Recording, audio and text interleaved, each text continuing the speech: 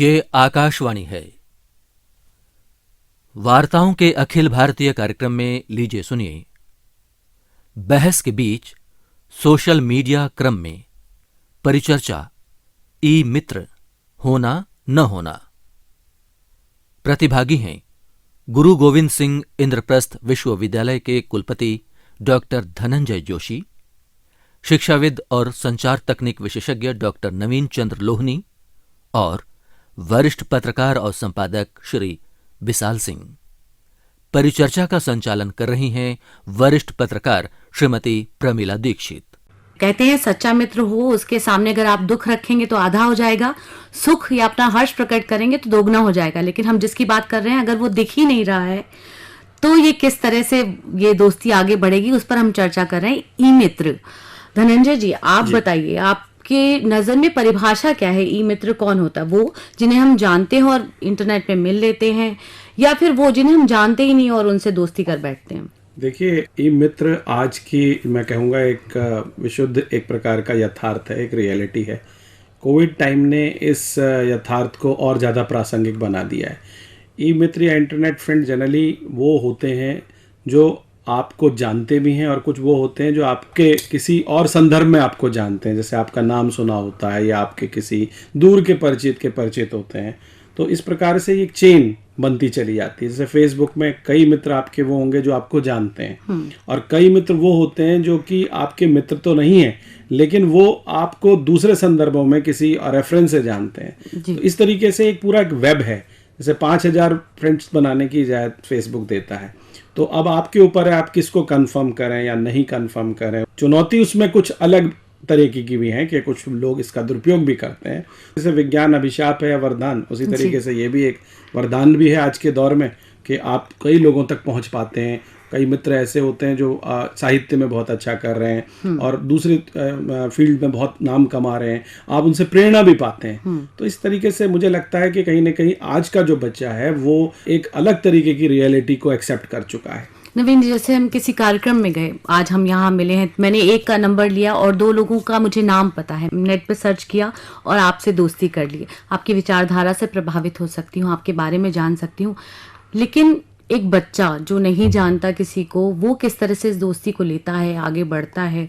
जैसे हम ये मान के चल रहे हैं बच्चा चूंकि हमसे ज़्यादा जागरूक है इस हिस्से में, उसके पास पैदा होने के साथ वो सारी सूचनाएं आ रही हैं, इसलिए उसको हम ये कह के तो नहीं कह सकते कि बच्चा कम ज्ञानी होता है इस मामले में। हाँ, उसकी अपरिपक्वता जरूर है, क्योंकि उसको सूचनाओं के विश्लेषण करने में जो क्षमता होगी वो उम्र के साथ आएगी, अनुभव के साथ आएगी। तो एक तरह से ई फ्रेंडशिप या ई मित्रता का जो कंसेप्ट है, जो विचार आया, वो नकारात्मक नहीं है उस अर्थ में जब तक कि उसका सदुपयोग हो रहा हो।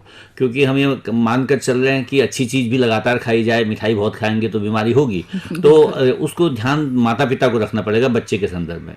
लेकिन बड़े के संदर्भ में भी मैं आजकल देख रहा हूँ कि पता चला कि गृहिणियाँ या अभिभावक या जो सामान्य तौर पर घर पर रह रहे हैं, वो लोग भी ये नहीं ध्यान दे पाते कि हमारा बच्चा देख क्या रहा है, वो रात में जागा हुआ है तो कहाँ तक उसका समय नष्ट हो रहा है, उसका स्वास्थ्य खराब हो रहा है।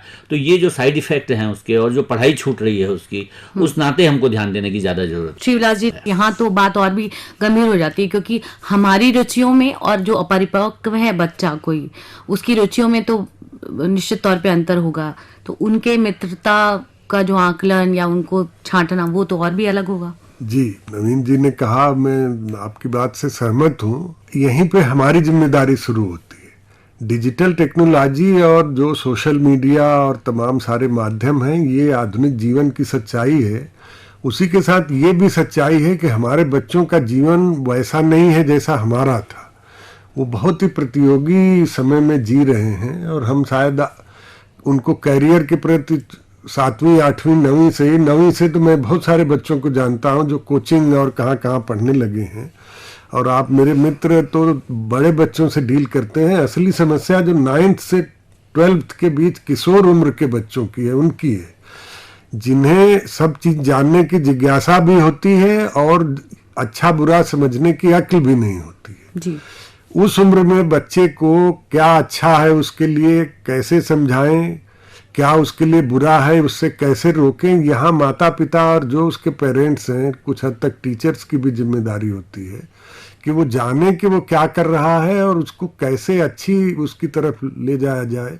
जैसे अभी हम लोग बाहर बात कर रहे थे कि वो अच्छा साहित्य की तरफ कैसे आकर्षित हो। साहित्य की तरफ मैं देखता नहीं कि साहित्य एकदम से एक दिन में नहीं पढ़ने लगेगा। जब आप उसे बचपन में वीडियो गेम, कंप्यूटर, कार्टून, इसके अलावा कभी कुछ पढ़ने को देते ही नहीं, और मेरे ख्याल से शायद अब उपलब्ध भी बहुत कम है, तो वो कैसे उम्मीद करेंगे कि वो 12वीं में होगा या ग्रेजुएशन में होगा तो एकदम से वो टॉल्स्टॉय को पढ़ने लगेगा या प्रेमचंद को पढ़ने लगेगा। तो यहाँ हमारी जिम्मेदारी आती है कि उसकी रुचि कैसे हम उन चीज़ों की तरफ ले जाएं जो इन माध्यमों पर उसके लिए अच्छा है। स्टडी मटेरियल है, दुनिया भर का ज्ञान, उसमें गलत ज्ञान भी बहुत कुछ है। व्हाट्सएप यूनिवर्सिटी एक फ्रेज हम बहुत यूज करते हैं, तो उसकी बजाय वो एनसाइक्लोपीडिया ब्रिटानिका या एनसाइक्लोपीडिया जो और सारे हैं, गूगल खोलना पसंद करते, वो भी करे तो ऑथेंटिक सोर्स पे जाए। धनंजय जी, क्या हम इन परिस्थिति के लिए सिर्फ कोरोना काल को, अगर वो होता नहीं होता तो भी क्या ये स्थिति होती, और अगर होती तो हम यहाँ तक पहुंचे कैसे, नौबत कैसे आई? कोरोना काल ने तो इसे आवश्यकता बना दिया, क्योंकि तब हमारा बाहर जाना, बात करना सीमित हो गया। तब ऐसे में हमारे लिए एक ही तरीका था as a teacher, as a student, कि हम फेस टू फेस नहीं बात कर पाते थे, तो हमने इस वर्चुअल रियलिटी को एक्सेप्ट कर लिया। जहाँ तक पढ़ाई लिखाई के तौर तरीकों की बात है, वहाँ पर पढ़ना लिखने के लिए ये सारे मोड जो भी आए, जूम आया, गूगल आया, माइक्रोसॉफ्ट आया, इन तमाम चीज़ों से हमने पढ़ा लिखा, अध्यापकों ने भी पढ़ाया। वो 2 साल कोविड का इस माध्यम से हमने अपने को आगे लेके गए। लेकिन बात यहाँ पर आ रही है मित्रता की। मित्रता इस वक्त थोड़ा सा इमोशनल कहीं ना कहीं कनेक्ट खत्म हुआ, तो ऐसे में बच्चों ने इस इमोशनल बॉन्ड को बनाने के लिए ये मित्रता को, आप ये कहिए फेसबुक रिक्वेस्ट को और अपनी स्नैपचैट, आजकल तो बहुत सारे डेटिंग ऐप्स भी आ गए, और उन तमाम ऐप्स को बच्चों ने ज़्यादातर अपनाया, क्योंकि कहीं ना कहीं एक इस उम्र की, जो अभी शिशुलाल जी ने बात करी, इस वक्त का जो विद्यार्थी होता है वो किशोर वय होता है, ज़्यादातर कच्ची उम्र होती है। तो उन बच्चों को अपना घर से ज़्यादा अपने इमोशंस के लिए वो हम अपने उन साथियों तक जाना चाहते हैं जो उनके हम उम्र हैं, वो कहीं भी बैठे हों। तो इस माध्यम ने बड़ी दूरियां घटा दी कि वो कहीं भी बैठे हैं, अपने इमोशंस को उनके साथ कैच कर रहे हैं। और ये जो पीढ़ी है, जिसको हमारे ज़माने में हमारे टीचर कहते थे हार्ड वर्किंग स्टूडेंट, आजकल टीचर कहते हैं दे आर स्मार्ट वर्किंग। तो हार्ड वर्किंग से जनरेशन जो एक्स से जो वाई जनरेशन है, ये बहुत ज़्यादा हार्ड वर्किंग से स्मार्ट वर्किंग है। ये लोग इमोजी भेजना, ये लोग व्हाट्सअप करना, ये जार्गन यूज़ करना, ये हर तरीके के शॉर्ट से शॉर्ट फ्रेजेस यूज़ करना, ये इनकी डिक्शनरी का, ये इसको लिंगो कहते हैं, उस तरीके की लिंगुआ फ्रैंका ये लोग यूज़ करते हैं। और मुझे लगता है ये सही भी है कहीं तक, क्योंकि इनको अपने उस कार्य से बहुत ही एक आत्मसंतुष्टि महसूस होती है। लेकिन समस्या सिर्फ यही आती है कि हमें ये नहीं पता कि उसने प्रोफाइल फ़ोटो जो लगाया हुआ है वो व्यक्ति असली में वो व्यक्ति है कि नहीं है। वो जो व्यक्ति वहाँ से बोल रहा है उसकी आइडेंटिटी क्या है। जैसा कि नवीन जी ने कहा कि अपनी प्रोफाइल को लॉक करके हम अपनी रिक्वेस्ट भेजते हैं बिना जाने। तो ऐसे कई अपराध हो गए हैं जिसमें बच्चे जो हैं, टीन एज के जो बच्चे बच्चियां हैं, वो कई तरीके के क्राइम का शिकार हो गए हैं। ऐसे डेटिंग ऐप जो माता पिता को नहीं पता, उनमें अपना वो रियलिटी को बदल करके उन बच्चों को जब वो मिलते हैं तो उन बच्चों के कई प्रकार के अपराध में शामिल होने का भी एक जरिया रहता है, जिसको साइबर क्राइम्स का भी एक जरिया रहता है। तो मुझे लगता है कि ये बहुत बड़ी एक वो आज के दौर की एक रियलिटी है, और बच्चों को साइबर लिटरेसी जिसे मैं कहूँगा वो भी बहुत आवश्यक है बताने की, उनको इसके बारे में पढ़ाया जाए। बिलाल जी, आप मुझे काफी पक्षधर लग रहे हैं कि हाँ ठीक है, जो भी है ठीक है। हमने कठिन वक्त में देखा कोरोना काल में, हम बच्चों को क्यों दोष दें, जो बड़े भी थे उनके पास भी एक ही जरिया था। अब वो दिन भर वीडियो देखें, खुद के वीडियो बनाएं, सब इसी तरह के कामों में लगे हुए थे। फिर कई घरों में दुर्घटनाएं भी हुई, हादसे भी हुए। तो उस दुख से कोप अप करने के लिए हमने देखा कि मान लीजिए किसी घर में हादसा हुआ, बच्चे कहीं और इन्वॉल्व हैं और वो निकलने के लिए ये रास्ता अपना रहे हैं। तो अब की तारीख में क्या उनकी काउंसलिंग की व्यवस्था होनी चाहिए, कैसे उनको इससे बाहर निकाला जाए कि सिर्फ फोन ही एकमात्र जरिया नहीं है? बिल्कुल, अभी धनंजय जी जब कह रहे थे तो उन्होंने बहुत सही समस्या उठाई थी, जो इमोशनल वैक्यूम क्रिएट होता। इमोशनल वैक्यूम क्यों क्रिएट हुआ? हम एज पेरेंट क्या इतना समय अपने बच्चों को देते हैं, और वो भी इस बात के लिए कि उनसे 1 to 1 हार्ट टू हार्ट बात कर सकें। वो बात भी होती है, मैंने बहुत सारे लोगों को देखा है, तो बस बच्चा स्कूल से आया, बच्चा ट्यूशन से आया, बच्चा कोचिंग से आया, और उसके बाद शुरू हो गई तुम आगे क्या करोगे, तुम कहाँ का फॉर्म भर रहे हो, तुम्हारी मैथ की टीचिंग कैसे चल रही है। तो जो किशोर में बच्चा है उसकी और इमोशनल जरूरतें भी हैं। हम क्यों नहीं पूछ सकते कि तुम्हारी कोई गर्लफ्रेंड है, तुम्हारा कोई बॉयफ्रेंड है। ये इस जीवन की रियलिटी है, तो इससे आंख बचा के चलने से काम नहीं चलेगा। इसको पूछिए, उसकी कोई समस्या है उसको देखिए, अगर 4 दिन से वो उदास है या वो हर समय मोबाइल में लगा रहता है, तो ऐसा तो है नहीं ना कि वो हमारी आपकी नजर से नहीं गुजरता। लेकिन कहीं ना कहीं हम अपने में बिजी है और बच्चा अपने में बिजी है। जब मामला हाथ से निकल जाता है तब हमें पता चलता है ये तो 10-10 घंटे मोबाइल पे था, तो अब हमने क्यों नहीं देखा। अब दादा दादी नहीं है और कोई रिश्ते नहीं है, माँ बाप है, बच्चे भी, कजिन्स भी नहीं है, भाई बहन मुश्किल से 2 लोग होते हैं, या भाई भाई होते हैं, या 2 बहनें होती हैं, इससे बड़ी फैमिली बहुत कम है। तो उनको अपने जो इमोशंस बांटने के लिए कोई भी सेफ्टी वाल्व मिलना चाहिए। और अच्छा खराब जो भी एक सोशल मीडिया ने दिया है, तो उस पर डिपेंडेंट होने की बजाय हम अगर उसे दें, और सोशल मीडिया को भी हम थोड़ा रेगुलेट करें कि वो जहाँ जा रहा है उसको बताएं कि भी, जैसे बीच में कौन सा एक गेम था बहुत, तो उसमें पबजी, उसमें आत्महत्या तक की खबरें आई, बहुत सारे इस तरह के। तो आप कभी ठीक है उसका मैसेज न पढ़ें, उसका ईमेल न देखें, लेकिन ये तो देखें कि इसके में कौन से ऐप है। हालांकि बच्चे इतने स्मार्ट हो गए हैं कि आप पढ़ें उससे पहले वो डिलीट कर चुके नहीं, वो होते हैं। रोज ऐप नहीं डिलीट करते। जी जी। और थोड़ा देखें, और 2 घंटे अगर हम बच्चे से कोर्स के अतिरिक्त बैठ के कुछ बात करेंगे तो शायद वो बच्चे फिर बात करने फिर लगते। बच्चे को ई मित्र की नहीं, मित्र की जरूरत होगी, क्योंकि जो उसे आपके विश्वास हो जाता है मैं अपने माँ बाप से जो बात करना है अगर करूंगा तो मुझ पे चढ़ नहीं दौड़ेंगे। लाइक्स और व्यूज का बहुत इम्पोर्टेंस है सोशल मीडिया के टाइम में। नवीन जी, तो जब बड़े प्रभावित हो जाते हैं, अरे हमने एक पोस्ट डाली और इतने लाइक्स आ गए हैं, तो एक बच्चे का तो प्रभावित होना स्वाभाविक है, और फिर वो उसके से और इनकरेज होते हैं कि उसके बाद एक के बाद दूसरा, फिर कोई तारीफ कर देता है, फिर उनसे दोस्ती बढ़ जाती है। जैसे इन्होंने बताया मॉनिटर करना है, लेकिन कहाँ तक देखना है? मैं तो इसको बच्चे तक ही नहीं रखना चाह रहा हूँ, बल्कि ये तो बच्चे तो हैं ही इस एरिया में। मुझे आजकल ये लगता है, कई बार बहुत सारे मित्र हैं जो कविताएं लिखते हैं, तो अगले ही पल पता चलता है कविता किसी की समझ में आई ना आई, लाइक बहुत सारे आ गए और बहुत सारे बहुत अच्छा वाह, और फिर उसके बाद ये पता चला कि जो उसकी अपेक्षा होती है कि रचनाकार की या किसी भी व्यक्ति की जो वो कमेंट दे रहा है, अगर वो पक्ष में है तो दोस्त है, अगर वो विपक्ष में कुछ कहने लगता है तो पता चलता है कि ये आलोचना बर्दाश्त नहीं, झगड़े होने लगते हैं, उसे ब्लॉक कर देते हैं, ब्लॉक करना पड़ता है, बल्कि कई बार आपको भी करना पड़ सकता है कि कोई आदमी अनावश्यक आप पर ऐसी टिप्पणी कर रहा है जिसका आपकी उस विषय से कोई संबंध नहीं है। तो मुझे खुद ये लगता है कई बार कि ये जो अनुपस्थित मित्र है आपका, कई बार आपको सामने खड़ा मिल जाए तो शायद आप दोनों एक दूसरे को पहचानो भी नहीं, और मिल जाए तब आपको लगे भी इससे बात क्या करें, लेकिन वो जब आप नहीं मिल रहा होता है तब आप उससे बहुत सारी अपनी इमोशन बांटते हैं और बहुत सारी वो बातें करते हैं जो सामान्यतः किसी से नहीं कर रहे होते हैं, अकेले में भी। जैसे मैं ब्लॉग लिखता था पहले, या बाद में मैंने ई पत्रिकाओं में भी लिखा, या हम ई जर्नल्स में भी काम कर रहे होते हैं, या फिर हम लोग ये ज्ञान के बाकी माध्यम के अलावा मित्रता के माध्यमों में आ गए। बीच में मैं चीन में था तो वहाँ वीचैट एक माध्यम है, वहाँ भी इस पर बातचीत होती थी। तो कई बार अदृश्य मित्र या जो जानकार नहीं है उनकी संख्या इतनी हो जाती है आपके पास कि पता चला कि आपके पास 5000 मित्र हैं, लेकिन उसमें 500 नहीं है जिनसे आप रोज बात कर सकते हैं या मिलेंगे तो पहचान जाएंगे। बल्कि कई बार लगता है कि आपका एक फोल्डर खत्म हो गया तो 5000 का दूसरा फोल्डर आप बना रहे होते हैं और उसमें भी आपकी संख्या बढ़ जाती है। और वास्तविक तौर पर न उस व्यक्ति को आपसे बहुत ज़्यादा रुचि है और न आपको उसके बारे में बहुत ज़्यादा जानकारी है।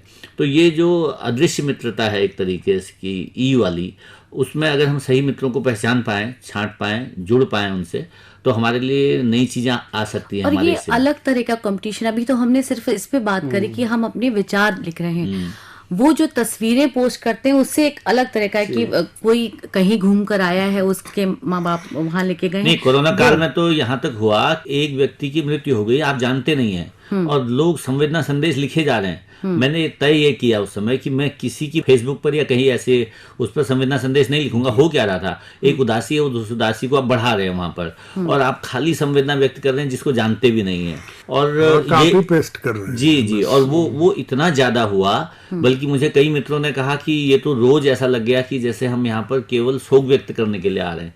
तो ई माध्यम का ये जो दुरुपयोग है, या कहिए कि इसके जो सेटबैक हैं, वो बहुत ज्यादा हो सकते हैं ऐसे मामले में, और खासतौर से दुर्घटनाओं को लेके या तरह तरह की घटनाओं को लेकर के जो चीजें आती हैं, जो बल्कि सूचनाएं प्रमाणित भी नहीं होती कई बार, और उसको इमोशंस भड़काने के लिए प्रयोग में किया जाता है। तो ये जो मित्रता के नाम पर आपके पास पेश कर रहे होते हैं, परोस रहे होते हैं, आपको कहते हैं शामिल हो जाइए, बल्कि कई बार तो मुझे ऐसा लगा कि एक व्यक्ति गाली दे रहा है, बाकी उसके साथ गाली दे रहे हैं, और वो मित्रता इसलिए अनुभव कर रहे हैं कि वो एक ही स्वर में गाली दे रहे हैं। तो मैंने एक बार ये भी पोस्ट लिखा कि कृपया मुझसे ये उम्मीद कीजिए कि मैं आपकी हाँ में हाँ मिलाऊं, लेकिन जब आप गाली देते हैं तो मैं आपकी गाली में साथ नहीं हूं।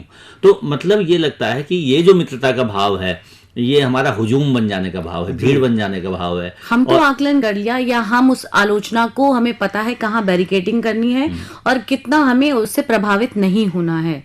लेकिन जो इस उम्र में है, जो प्रभावित भी होगा और उसके मानसिक स्तर पे असर भी पड़ेगा, उन बच्चों को आप कैसे डील करते हैं? आपके पास तो बड़े बच्चे भी आते हैं पढ़ने के लिए, और इस उम्र के तमाम बच्चों को आप देखते हैं। देखिए, बड़ा अच्छा प्रश्न है। हमारे अभी जैसे नवीन जी ने कहा कि जो फेसबुक और ये माध्यम है, इनमें हमारे पास 5-5 हज़ार मित्र होते हैं, लेकिन असली जीवन में हमने कितने मित्र कमाए, ये इस पीढ़ी के सामने एक बड़ा प्रश्न है। क्योंकि आभासी दुनिया में जीना, एक वर्चुअल रियलिटी में जीना और एक यथार्थ में जीने में बड़ा फ़र्क होता है।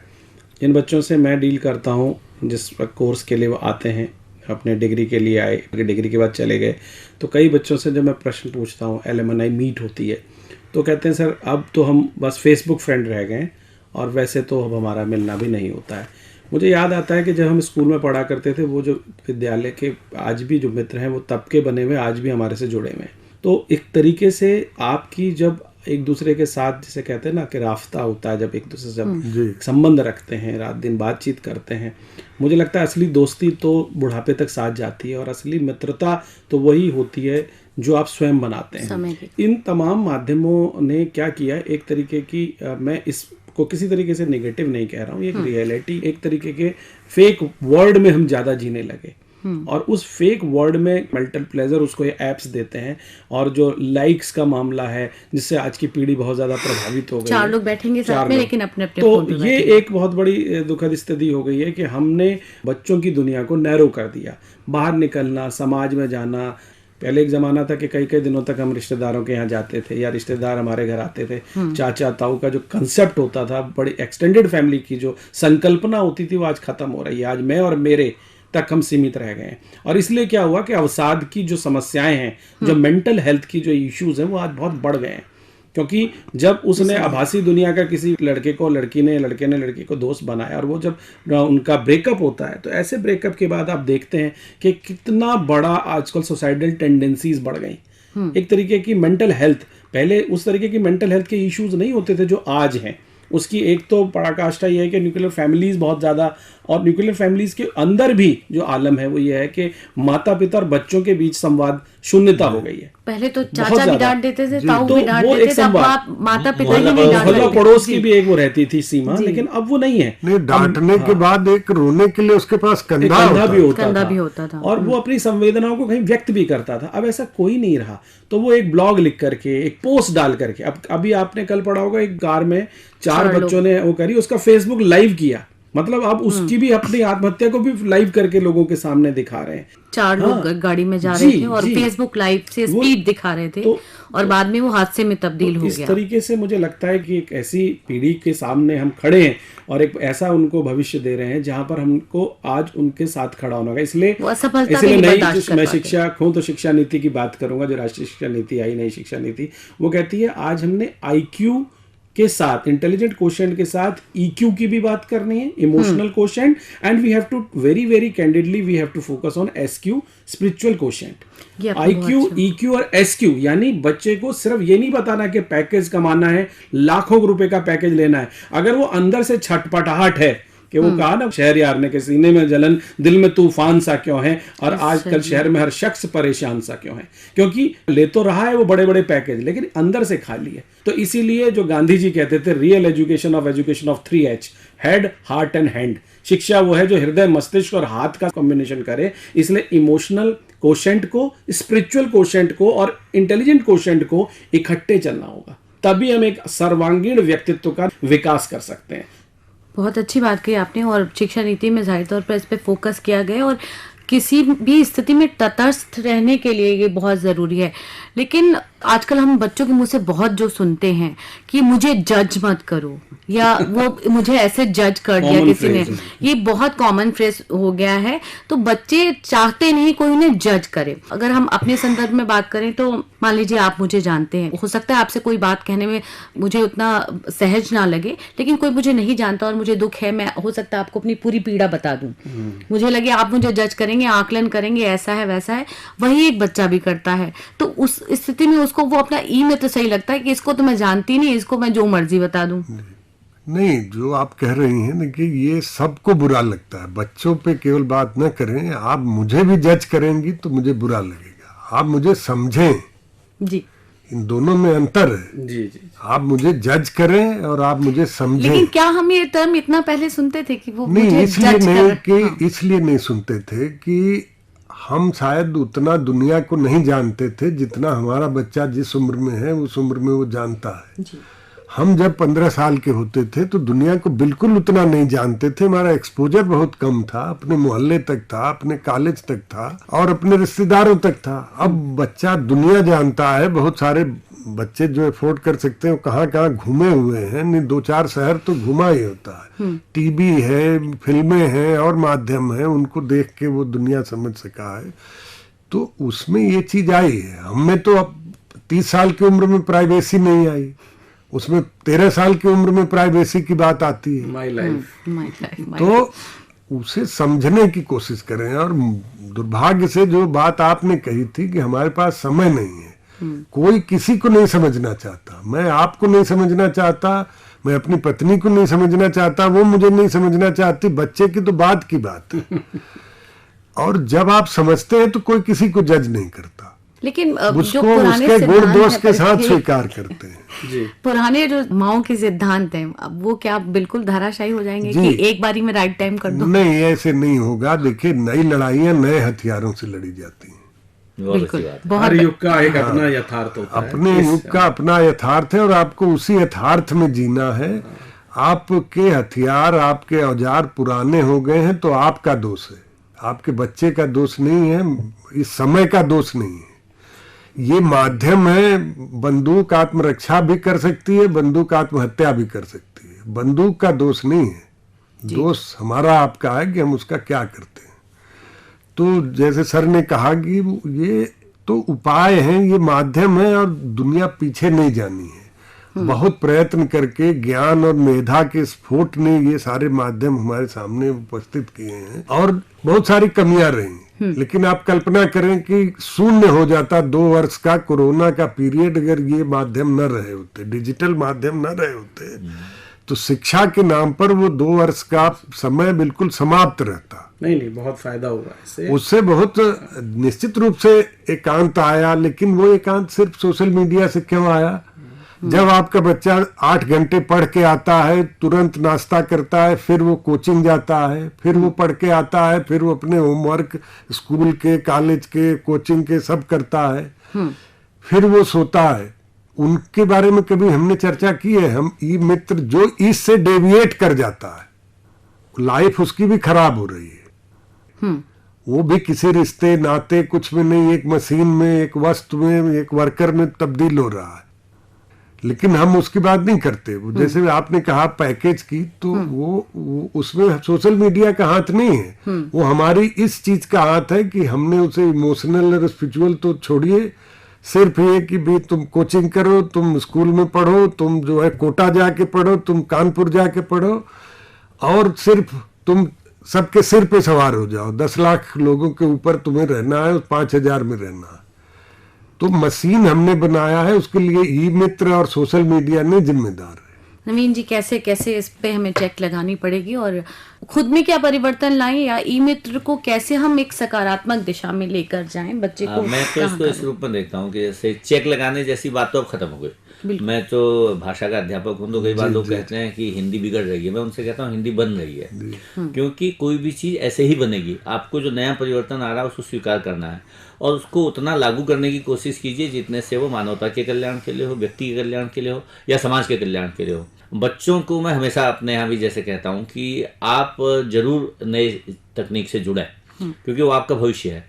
और अगर आप उसमें अपने उपयोग की चीज़ लाएंगे, अपने ज्ञान और सूचना की ज़रूरतों को ढूंढेंगे तो मिलेगी, क्योंकि पहले नहीं मिलती थी। अध्यापक नहीं बताएगा, नहीं मिलेगी। किताब में नहीं होती थी तो ढूंढते हैं कहाँ से? लाइब्रेरी एक माध्यम होता था, सब जगह किताबें नहीं मिलती थी, तो ये स्पेस मिला एक तरीके से। अब मैं देख रहा हूँ बुजुर्गों में, प्रौढ़ लोगों में और एक मध्यम युवा वर्ग में एक ऐसे ग्रुप्स बने हैं कई बार फेसबुक या इन व्हाट्सएप या इन तमाम माध्यमों से, जहां आप अपनी चीज़ें शेयर कर पाते हैं। जैसे अभी इमोशनल शेयर की बात नहीं आ रही है, मुझे तो ये लगता है कई बार लोग सालों साल बाद, वर्षों बाद अपने दोस्त को ढूंढ पा रहे हैं, वर्षों बाद कहीं की जानकारी प्राप्त कर रहे हैं। मैं बीच में बाहर था तो मैं वहाँ के बारे में लिखता था, लोग कहते थे अच्छा आप वहाँ की दुनिया हमको यहीं से दिखा दे रहे हो, इतने वीडियो डाल रहे हो, इतने फोटो डाल रहे हो, हम वहाँ गए भी नहीं, हमने सब कुछ देख लिया, आपकी आंखों से हम देख पा रहे हैं। ये नई दुनिया नई तरह से बन रही है। तो इसलिए जो मित्रता का चयन है वो मेरे हाथ में है, मित्रता छोड़ना भी मेरे हाथ में है, ब्लॉक करना भी मेरे हाथ में है। इसका मतलब है कौन सी चीज़ मैं अपना रहा हूँ, कौन छोड़ रहा हूँ, वो मेरे जिम्मे है। हाँ, मैंने उसको कैसे अडॉप्ट किया,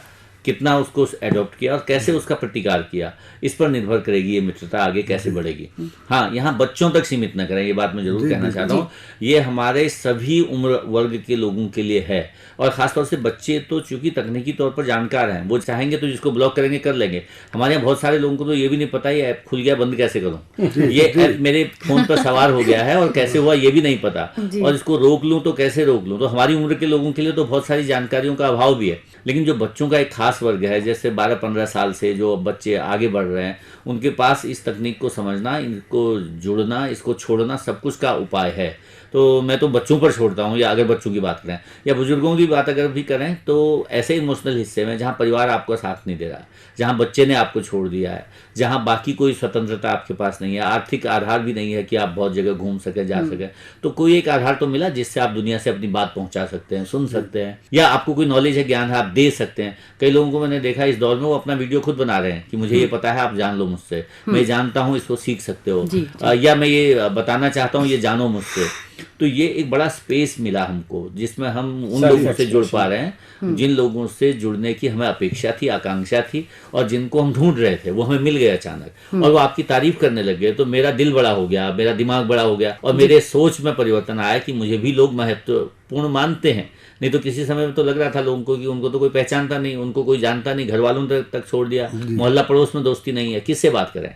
तो ऐसे लोगों को दोस्ती मिल गई, ऐसे लोगों को जगह मिल गई, ऐसे लोगों को मित्र मिल गए। तो इसलिए मित्र होना और मित्र बने रहना इस पर निर्भर करेगा कि आपने कैसे लोगों को बनाया, कैसे लोग आपसे जुड़े, और उन्होंने आपके जुड़ने से अपने को कितना समृद्ध किया और आपकी बात को कितना वो समझ पाए। जैसे हम बच्चे बताते हैं कि हम हमेशा पढ़ाई पे फोकस रखते हैं, हम कभी नैतिकता को तरजीह नहीं देते, या हम कभी इस तरह की बातें नहीं करते। और आजकल के बच्चे बहुत स्मार्ट हो गए। एक बच्चों के आगे आप कभी कहिए कि हमारे वक्त में तो हम नदी पार करके जाते थे, आजकल इस बात का बड़ा जोक बनता है कि तो आप 30 बच्चे क्यों नदी पार करके जाते थे, एक अध्यापक नदी पार करके इस तरफ आ जाते हैं। तो बच्चे इस तरह की बातें करते हैं।